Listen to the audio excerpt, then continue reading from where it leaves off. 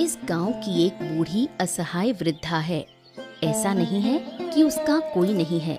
उसका एक बेटा, बहू और एक पोती है, लेकिन सब कुछ होते हुए भी जैसे उसके पास कुछ भी नहीं है। उसकी बहू हमेशा उस पर अत्याचार करती है। उसका बेटा सब कुछ देखकर भी कुछ नहीं कहता, उल्टा वो अपनी पत्नी का ही पक्ष लेता है। कितना वक्त हो गया है, खाना कब मिलेगा? आज मेरी बेटी को भूखा रखने का इरादा है क्या? अरे बहू, कैसी बातें करती हो। मैं अपनी पोती को भूखा क्यों रखूंगी? बस हो ही गया खाना। तुम लोग चलो, मैं अभी ले आती हूँ। ये अभी अभी कहते कहते 10 बज गए और अब तक खाना नहीं आया। ऐसा ही चलता रहा तो आपको इस घर में रहने दूंगी क्या? क्या कह रही हो बहू? ये तो मेरा ही घर है, मैं तो यहीं रहूंगी। जितना बड़ा मुंह उतनी बड़ी बातें। ये अब आपके बेटे का घर है और उस हिसाब से मैं इस घर की मालकिन हूँ। अरे मैंने ये नहीं कहा।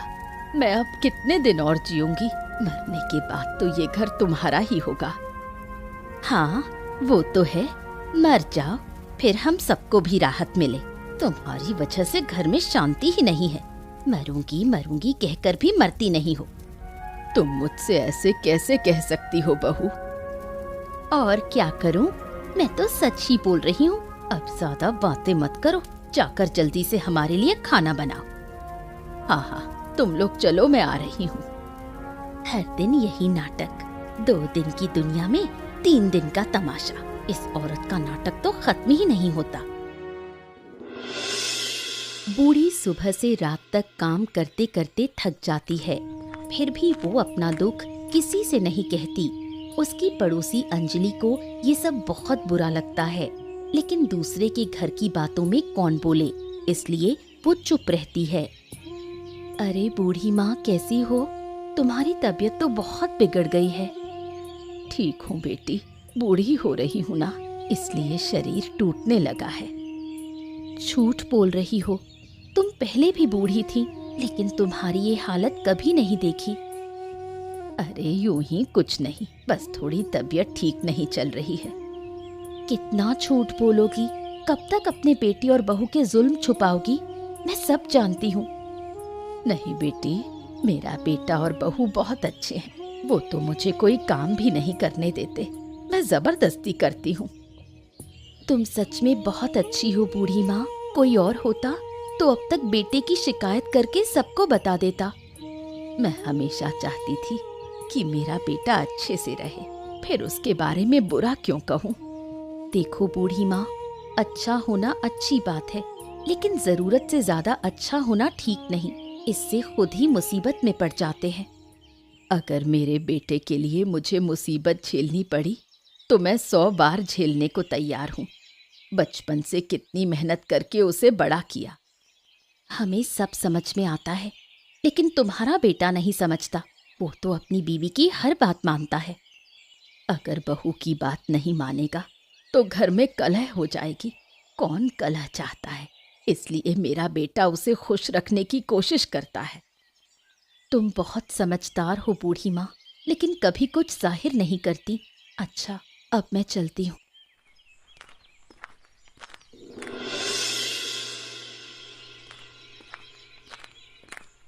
कहिए, दोपहर में कहाँ घूमने गई थी? सारा गांव घूमने से फुर्सत नहीं है आपको, यही काम रह गया है बस। नहीं बहू, मैं तो तालाब पर काम करने गई थी।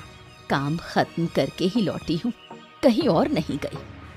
अच्छा, मैं क्या समझती नहीं? कितनी देर से गई थी और अब लौट रही हो? मैं बच्ची हूँ क्या? नहीं बहू, कहीं नहीं गई थी, सिर्फ तालाब पर ही काम कर रही थी। शरीर थोड़ा थका हुआ था, इसलिए आने जाने में देर हो गई। अब बहुत हुआ, आप मुझे ताने मार रही हैं। आपकी हिम्मत भी कम नहीं। आने दो मेरे पति को, फिर देखना, अगर आपको घर से बाहर नहीं निकाला तो मेरा नाम भी अनुष्का नहीं। दया करो बहू, ऐसा मत करो। इस बुढ़ापे में मैं कहाँ जाऊंगी?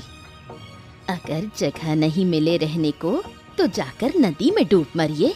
लेकिन अब मैं आपको अपने घर में नहीं रखूंगी।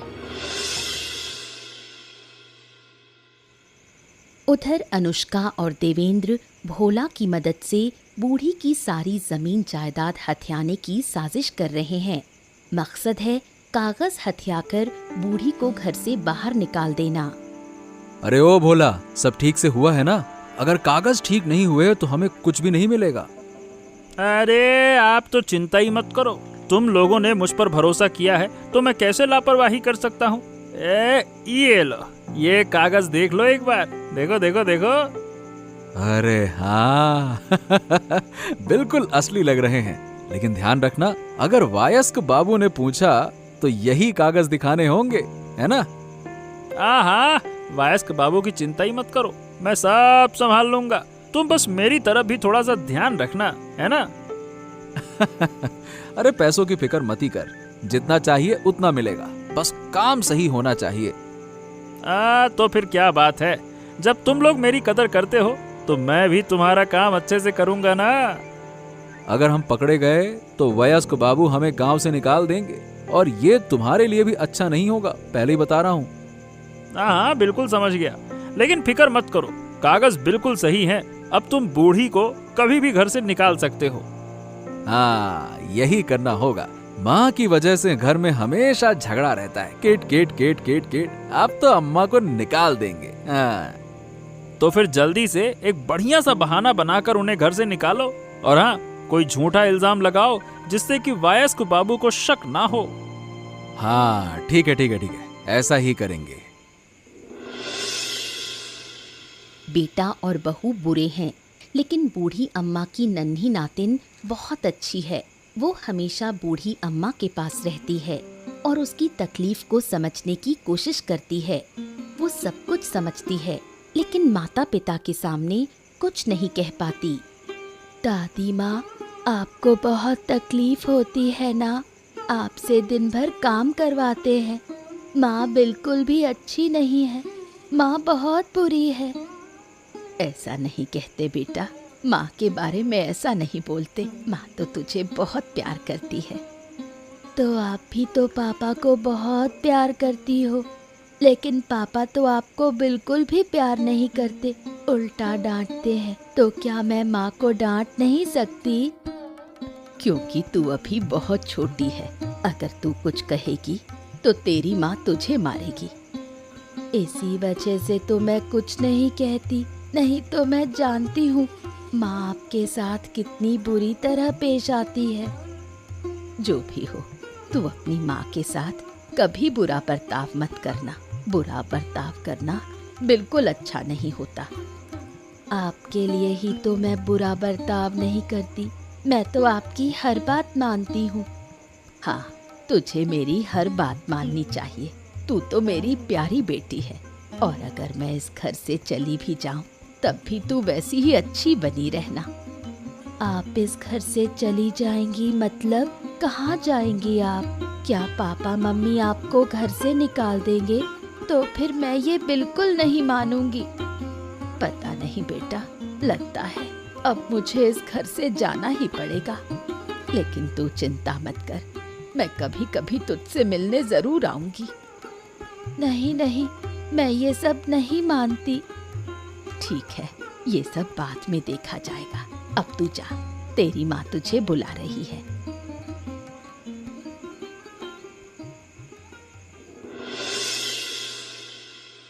क्या हुआ देवेंद्र, कुछ बोल क्यों नहीं रहे हो?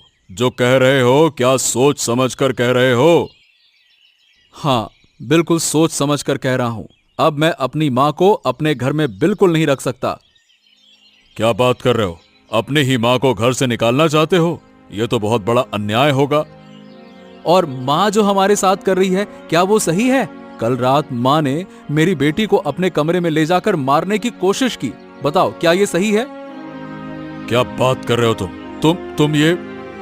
हाँ, मैं सच कह रहा हूँ। कोई अपनी माँ के बारे में झूठ क्यों बोलेगा? माँ है वो मेरी, मैं जानता हूँ बहुत अच्छे से। और मैं और मेरी पत्नी दोनों ने देखा है ये। क्या तुम्हारी माँ की मानसिक हालत ठीक नहीं रही? मैंने तो सुना है कि वो तुम्हारी बेटी से बहुत प्यार करती है। हम भी यही सोचते थे बाबू, लेकिन भीतर ही भीतर माँ को मेरी बेटी से इतनी नफरत है कि वो उसे मारेगी, मुझे अंदाजा भी नहीं था। हो, ऐसे तो नहीं चलेगा। ठीक है, तो अब तुम लोग सचमुच अपनी माँ को घर से निकाल रहे हो, है ना? बिल्कुल बाबू, रख कर करेंगे क्या? अब हम माँ को इस घर में बिल्कुल नहीं रख सकते। कौन जाने कब वो फिर से किसी को नुकसान पहुंचा दें। अगर तुम लोग गवाह हो और माँ पर आरोप साबित भी हो गया है और तुम लोग माँ को घर में रखना भी नहीं चाहते हो, तो ठीक है, उसे घर छोड़ना ही होगा। यही तो हम चाहते थे बाबू, आपने फैसला किया, हम आपकी कद्र करते हैं, धन्यवाद। लेकिन याद रखना, अगर कभी भी साबित हो गया कि माँ पर जो आरोप लगाया गया है वो झूठा है, तो तुम लोगों को सजा जरूर मिलेगी, समझ गए? हाँ हाँ हाँ, बिल्कुल ठीक है बाबू, वैसा ही होगा, हम झूठ नहीं बोलते। लाचार बूढ़ी अम्मा को जब कहीं आश्रय नहीं मिला तो वो सीधे जंगल चली गई। वहाँ वो भूख से तड़पती हैं। आखिर में उन्हें मोहन बाबू मदद करते हैं। ओहो हो अम्मा, ये क्या हाल बना रखा है। उठिए उठिए उठिए उठिए, देखिए मैं आपके लिए खाना लेकर आया हूँ। देखिए देखिए देखिए। अब खाना खाकर क्या होगा, अब तो जिंदगी ही जिंदगी जैसी नहीं रही, तो इस जीवन को बचाकर रखने का क्या मतलब। ओहो, ऐसे मत कहिए, खाना खाइए, अब जिंदा तो रहना ही होगा ना। ऐसे भूखे प्यासे रहेंगे तो शरीर बीमार हो जाएगा। मैं तो यही चाहती हूँ, अब ये जीवन मुझे नहीं चाहिए। अगर आत्महत्या पाप ना होती तो मैं आत्महत्या कर लेती। अब मैंने तो आपको हमेशा नेक और सीधा ही देखा है। आज अचानक आपके ऊपर इतना बड़ा आरोप कैसे लग गया, मुझे खुद समझ में नहीं आ रहा। ये बताइए, क्या आपने वाकई वो किया है?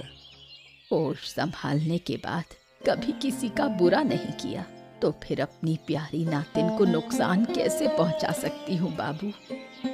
तो जब आरोप लगे तो आपने कुछ कहा क्यों नहीं? इतने लोगों के सामने मैं अपने बेटे को छोटा नहीं करना चाहती। आखिर वो मेरा बेटा है, मैं उसके भले की ही सोचती हूँ। मगर इसका ये मतलब नहीं कि आप घर छोड़कर जंगल आ जाएं।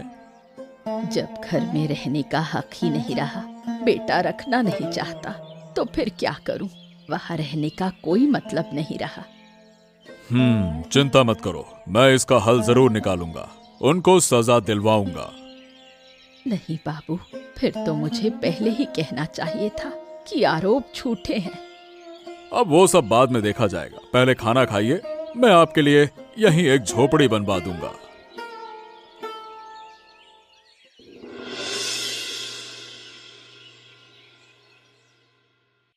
क्या बात है पूजा, तुम यहाँ क्यों आई हो? अगर तुम्हारे माता पिता को पता चलेगा कि तुम यहाँ पे आई हो तो फिर वो तुम्हें फिर से मारेंगे। लेकिन बाबू, मुझे आना ही था। मैं अपनी दादी को वापस ले जाना चाहती हूँ। मेरी दादी ने कोई गलत काम नहीं किया। अब देखो, ये मैं जानता हूँ कि तुम्हारी दादी के खिलाफ जो आरोप लगे हैं उन्हें हटाने के लिए सबूत चाहिए। मेरे माता पिता ने कहा था कि मेरी दादी ने मुझे मारने की कोशिश की थी, लेकिन मैं खुद कह रही हूँ ऐसा कुछ नहीं हुआ। मेरी दादी ने ऐसा कुछ भी नहीं किया। अगर तुम सबूत दे सकती हो तो जरूर अपनी दादी को वापस ले जा सकती हो, लेकिन तुम्हारे माता पिता को सजा जरूर मिलेगी। दीजिए उन्हें सजा। मुझे ऐसे माता पिता की जरूरत नहीं जो अपनी माँ का ख्याल नहीं रख सकते। ऐसे लोग अपनी बेटी का भी क्या ध्यान रखेंगे।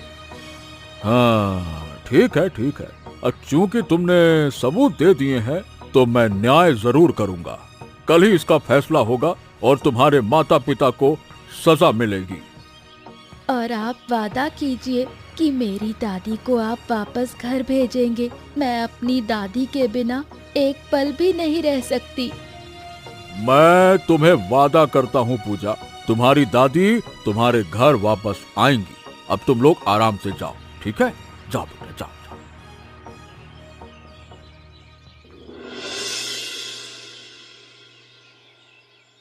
हाँ, क्या हुआ बाबू, आज फिर से सभा क्यों बुलाई है? क्या माँ ने फिर से कुछ कर दिया क्या? देखो, मैं पहले ही कह देता हूँ, मैं उनकी किसी भी हरकत की जिम्मेदारी नहीं लूंगा।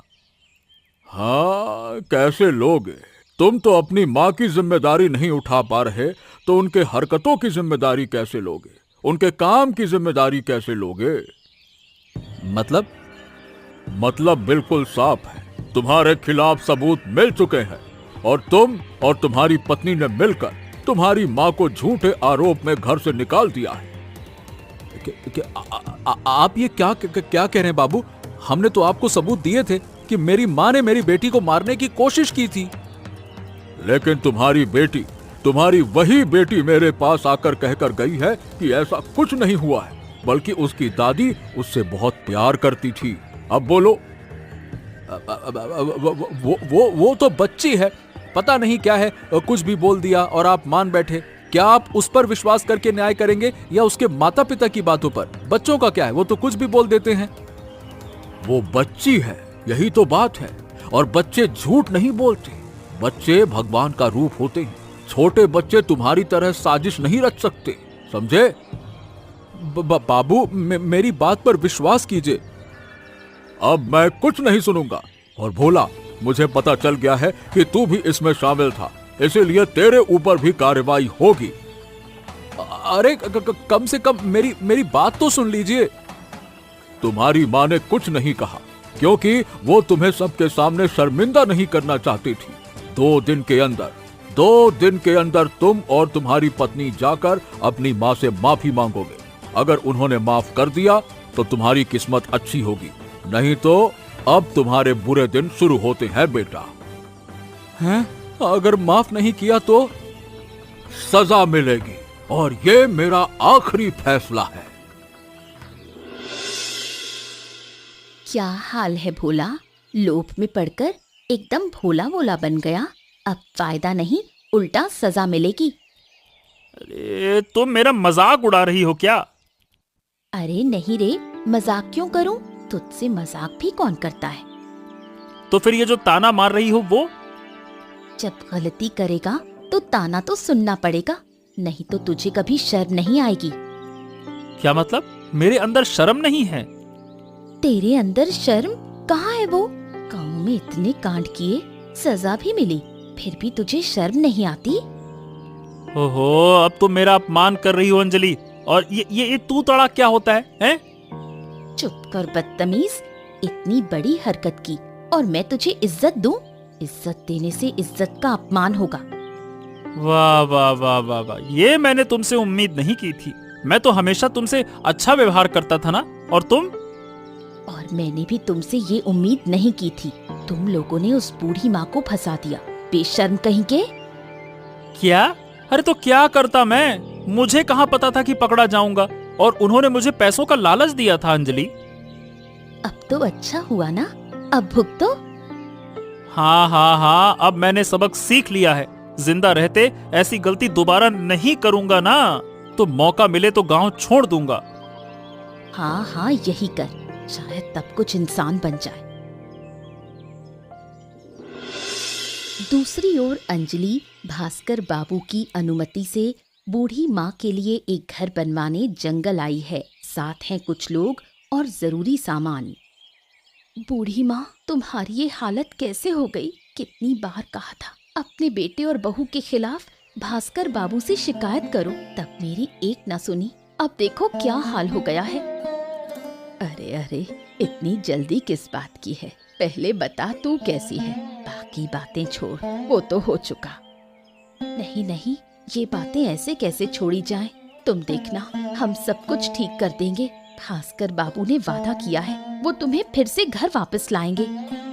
मैं अब उस घर में नहीं लौटूंगी, नहीं रहूंगी। मुझे यहाँ बहुत शांति मिलती है, वहाँ अब सुकून नहीं बचा। वहाँ भी अब कोई परेशानी नहीं होगी। इस बार भास्कर बाबू सब बदल देंगे। मैंने पहले ही कहा था, उनकी शरण में जाना चाहिए। अब छोड़ इन बातों को, बता यहाँ क्यों आई है? थोड़ी ही देर में अंधेरा हो जाएगा, घर लौट जा। मैं यहाँ काम से आई हूँ। भास्कर बाबू ने आदेश दिया है कि तुम्हारे लिए एक अच्छा सा घर बनाया जाए। इसकी क्या जरूरत थी? अगर ये ना हो तो तुम कहाँ रहोगी? ऐसे जंगल में बारिश तूफान में रात बिताओगी? पागलपन मत कर। अच्छा बता, मेरी नातिन कैसी है? तुम्हारी नातिन बिल्कुल ठीक नहीं है, तुम्हारे बिना रह नहीं पाती, हर समय दादी दादी कहकर रोती रहती है। मेरी नातिन का ख्याल रखना, वो अगर रोती रही तो उसकी माँ उसे फिर से मारेगी। अब तुम चिंता मत करो, इस बार उन्हें वो मौका नहीं मिलेगा। भास्कर बाबू ने सब बदल दिया है, बहुत जल्द वो तुमसे माफी मांगने आएंगे। भास्कर बाबू के आदेश पर देवेंद्र और अनुष्का खुद को सजा से बचाने बूढ़ी माँ से माफी मांगने आते हैं, लेकिन बूढ़ी माँ उन्हें माफ नहीं करती। कौन? देवेंद्र, इतनी सुबह जंगल में क्या कर रहे हो? मेरा कोई घर है क्या? जो कुछ था सब तो तुमने अपने नाम कर लिया। माँ, अगर तुम मर जाती ना तो सब कुछ अपने आप ही हमारे नाम हो जाता।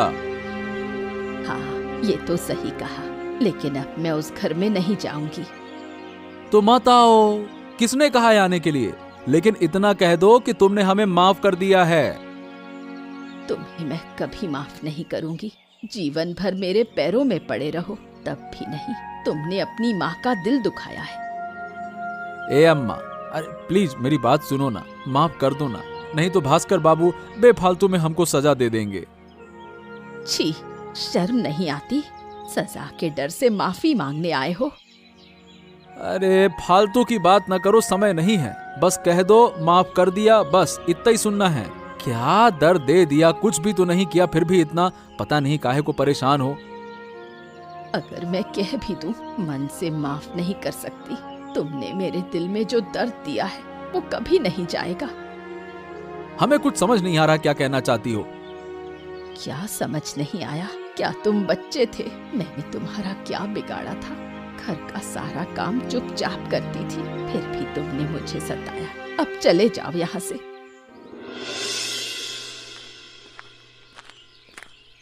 क्या हुआ? दादी से माफी मांगने गए थे ना? जरूर दादी ने माफ नहीं किया, है ना? हाँ, नहीं रे, तेरी दादी ने हमें माफ नहीं किया और कहा कि वो हमें कभी माफ नहीं करेंगी। तुम माफी की उम्मीद कैसे कर सकते हो? क्या तुम सच में माफी के लायक हो? ये क्या कह रही है तू? मैं सिर्फ सच बोल रही हूँ। देखो, तुम और माँ दोनों ने मिलकर मुझे कितना प्यार से पाला है। अगर मैं बड़ी होकर तुम्हारे साथ जुल्म करूँ तो तुम्हें अच्छा लगेगा? क्यों जुल्म करेगी तू? क्या हमने तुझे तकलीफ सहकर बड़ा नहीं किया? खुद भूखे रहकर तुझे खिलाया नहीं क्या? बता।